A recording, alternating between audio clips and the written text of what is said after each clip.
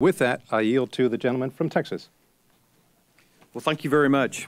You know, I'm a visual learner, and yesterday we had, or day before yesterday, we had a hearing in New York City, and then we also had another one yesterday in Mr. Garrett's.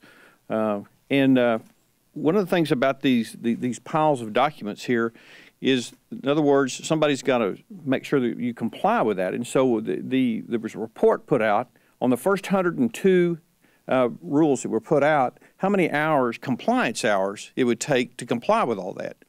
Anybody want to make a guess on that? How about 10.2 million hours, man-hours, to comply with the first 102 regulations? Now, what could you do with 102 man-hours? I mean, 10.2 million man-hours.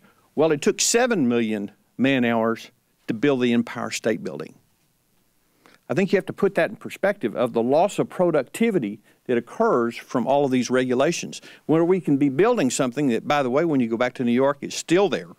But when you spend all of these hours and hours and hours of trying to comply with these regulations, it just takes so much cost and allocates it to some of these smaller businesses that just don't have the economy of scale to be able to absorb doing that. And that's the reason we've seen a lot of small banks are really considering either consolidating. For example, recently, you probably read in the Wall Street Journal where there was a bank in Texas just said, we're done. We're giving our charter back. And we're hearing that from community banks all across the country is that, Congressman, with all of these new regulations and with the government telling us, you know, basically what our fee structure can be with this Consumer Protection Financial Bureau and all of these things, that it's becoming less and less profitable for us to operate.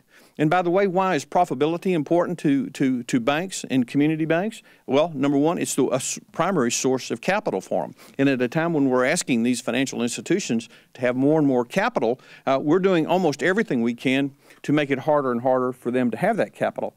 And why is it important for us to have well-capitalized banks in this country? Is because they're the primary lenders for a lot of our small businesses all across the country.